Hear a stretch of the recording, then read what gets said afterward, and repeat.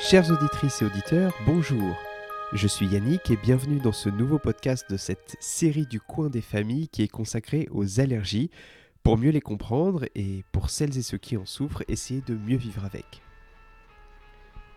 Dans cet épisode, nous allons nous intéresser aux allergies alimentaires et également aux intolérances, surtout au gluten. Si vous n'avez pas écouté le deuxième épisode de cette série, je vous conseille de le faire. En effet, on va revenir sur de nombreux points dans ce podcast. Alors comme d'hab, avant de rentrer dans le vif du sujet, quelques chiffres clés. Les allergies alimentaires sont un problème majeur de santé publique. Premièrement parce qu'en 15 ans, leur fréquence a doublé, et du coup près d'un jeune sur 10 environ est touché. Et deuxièmement parce que les conséquences peuvent être très graves, voire mortelles. Parce qu'une fois ingéré, l'allergène va bien sûr provoquer une réaction dans le tube digestif, et ça va provoquer des symptômes comme les vomissements, diarrhées, douleurs abdominales qui peuvent être violentes. Et aussi les symptômes peuvent être plus globaux, plus étendus. C'est pour cela que l'on observe des signes au niveau de la peau, comme des urticaires, mais on peut également retrouver des œdèmes au niveau du larynx qui sont dangereux parce qu'on peut s'étouffer, la langue qui gonfle, une rhinite, une conjonctivite, une toux, crise d'asthme, contraction des bronches, et c'est ça qui est souvent à l'origine du décès, et également des signes au niveau cardiovasculaire, je pense à la tachycardie, une baisse de tension, et également au choc anaphylactique. Et du coup, parlons-en. De manière générale, l'anaphylaxie est définie comme une réaction d'hypersensibilité, d'allergie, mais pas que, sévère, généralisée, avec un risque létal. L'état de choc anaphylactique implique une baisse aiguë de la circulation sanguine, mettant encore plus en danger le patient qui souffre déjà d'un grand nombre de symptômes finalement. Les médecins distinguent 4 grades dans l'anaphylaxie, du grade 1 qui correspond à une atteinte généralisée de la peau et des muqueuses, jusqu'au grade 4 où là un arrêt cardiaque et ou respiratoire est constaté.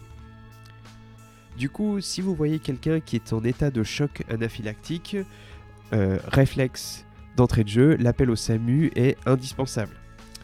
Sachez que généralement, les personnes allergiques ont sur elles des seringues d'adrénaline qu'il va falloir leur administrer au plus vite, sous les conseils du médecin du SAMU. L'injection se fait directement, souvent dans un muscle de la cuisse.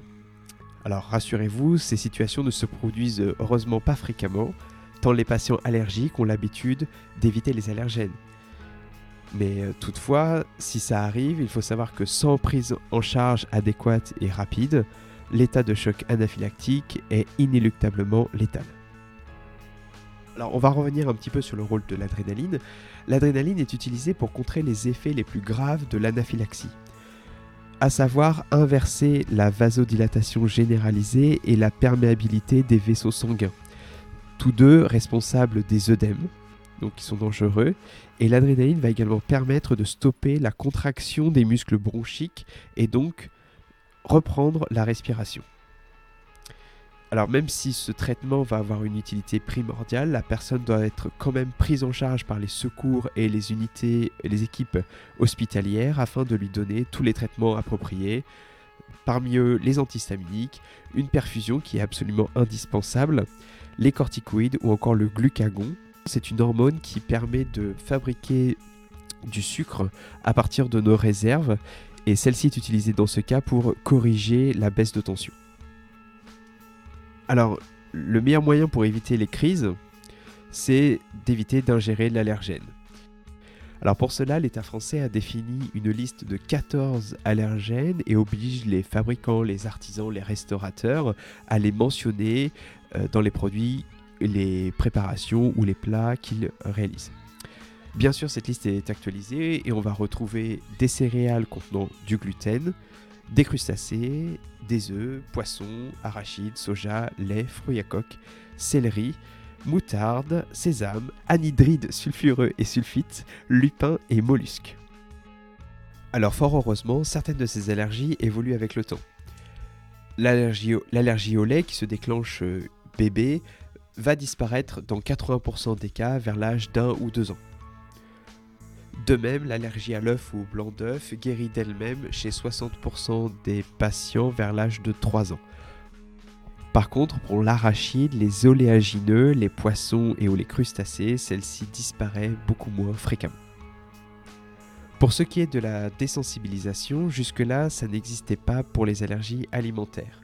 Mais, fort heureusement, des allergies prometteuses et des essais cliniques ont récemment vu le jour et permettent à des patients de mieux tolérer l'œuf, le lait, l'arachide ou encore les crevettes. Donc je ne vais pas tout détailler de ce qui a été trouvé, je vais prendre juste un seul exemple, l'arachide. Donc cet essai a été effectué auprès de 99 patients. La moitié d'entre eux a ingéré de la farine d'arachide régulièrement et ce en augmentant les doses progressivement, ils sont passés de 2 à 800 mg. Et l'autre moitié est un groupe placebo. Donc l'essai a duré 6 mois et au terme de cette période, 84% d'entre eux arrivaient à tolérer une dose de 800 mg, ce qui correspond à peu près à 5 cacahuètes, et 62% une dose de 1400 mg, allez on va dire presque 10 cacahuètes. Alors pour ces patients ayant bénéficié de ces protocoles, il n'est pas possible pour eux de dévorer un plateau de fruits de mer ou encore de vider le bol de cacahuètes à l'apéro.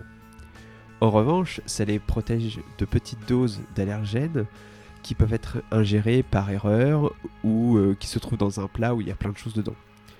Et donc cela facilite grandement leur vie, car il faut savoir que les patients peuvent s'empêcher de sortir au restaurant ou de dîner avec des amis parce qu'ils n'ont pas envie d'imposer leur régime alimentaire qui est particulier ou des méthodes de préparation des aliments parce qu'il ne faut pas confondre les ustensiles qui sont contaminés avec par exemple du sésame ou des œufs, etc. Donc vous voyez, les allergies alimentaires, dans tout ce que je viens de dire, sont excessivement complexes dans les symptômes qui peuvent se déclencher. Mais fort heureusement, des perspectives de traitement s'amorcent. Alors, il reste certes encore beaucoup à découvrir et à faire, mais les choses vont dans le bon sens. Dans le deuxième épisode de cette série, nous avons décrit que les allergies faisaient partie de la grande famille des hypersensibilités dans laquelle se trouvaient également les intolérances. Nous avions simplement pris l'exemple de l'intolérance au lactose, qui est due à une déficience en une enzyme qui empêche la digestion du lait. Il en est également de même pour le gluten et on va finir l'épisode là-dessus. Alors autant vous le dire tout de suite, en faisant mes recherches, j'ai trouvé un peu tout et son contraire sur internet. Ajouté à l'allergie, on va parler de la maladie cœliaque, forme d'intolérance complexe et d'hypersensibilité au gluten. Mais déjà, le gluten, qu'est-ce que c'est ? C'est un ensemble de protéines présentes dans certaines céréales comme le blé, le seigle, l'orge ou l'avoine, qui a pour principal intérêt en cuisine de former une structure élastique au contact de l'eau. Donc avec tout ça, on va pouvoir préparer des choses bien gourmandes. Mais revenons à nos moutons, ici les allergies et les intolérances. Donc on va distinguer 3 cas. L'allergie au gluten, c'est très rare, mais chez ces patients, des anticorps de type E sont produits et déclenchent rapidement des symptômes typiques de l'allergie après ingestion de gluten. Rougeur, œdème, démangeaison, choc anaphylactique qui peut malheureusement entraîner le décès. Mais aussi, on peut souffrir de la maladie cœliaque, que nous pouvons appeler, un peu par erreur d'ailleurs, l'intolérance au gluten. Mais au final, qu'importe. Pour faire bref, et contrairement aux intolérances, le système immunitaire rentre en jeu et va déclencher une réaction contre lui qui va provoquer une destruction des villosités de l'intestin. Ce sont des replis qui sont essentiels à la digestion. Et c'est là que commencent les problèmes. Les symptômes sont importants, malheureusement. Diarrhée, vomissement, ballonnement, douleur abdominale, etc. Jusqu'à même des troubles neurologiques. Il y a des études qui sont en cours ou à des problèmes de fertilité. Bref, il y en a vraiment beaucoup. Cette maladie, elle apparaît chez des individus, malheureusement surtout des femmes, prédisposées génétiquement. Mais des recherches récentes indiquent également que certaines bactéries de notre flore intestinale peuvent jouer un rôle important dans cette maladie. Et du coup, cela pourrait ouvrir un jour des voies thérapeutiques vraiment intéressantes. Enfin, on peut être également hypersensible au gluten. Concrètement, les personnes ont des difficultés à l'absorber et cela provoquerait des symptômes proches de ceux de la maladie cœliaque. Mais ici, pas d'inflammation visiblement. Cette maladie, elle est de plus en plus reconnue par le corps médical, mais est encore mal connue. Elle est diagnostiquée après avoir écarté les 2 hypothèses précédentes, Et a priori, entre 0,5 et 6% de la population serait concernée par l'hypersensibilité au gluten. Bien sûr, dans tous les cas, un régime sans gluten est plus que fortement conseillé. Aussi, de nombreuses études sont en cours et devraient permettre d'y voir un peu plus clair dans les prochaines années. Et espérons-le, trouver enfin des solutions pour ces patients dont le nombre grandit d'année en année. Et ceci est la conclusion de notre épisode. Donc d'ici le prochain podcast, portez-vous bien. Si ce podcast vous a plu, n'hésitez pas à en parler autour de vous, à nous mettre des étoiles, à partager sur les réseaux sociaux. Bref, merci de votre contribution. Enfin, si vous avez des questions ou des commentaires, vous pouvez nous contacter sur notre site internet ou notre page Facebook Fondation Ipsen /le Live Lab. On vous répondra avec grand plaisir. Merci de votre écoute et à bientôt.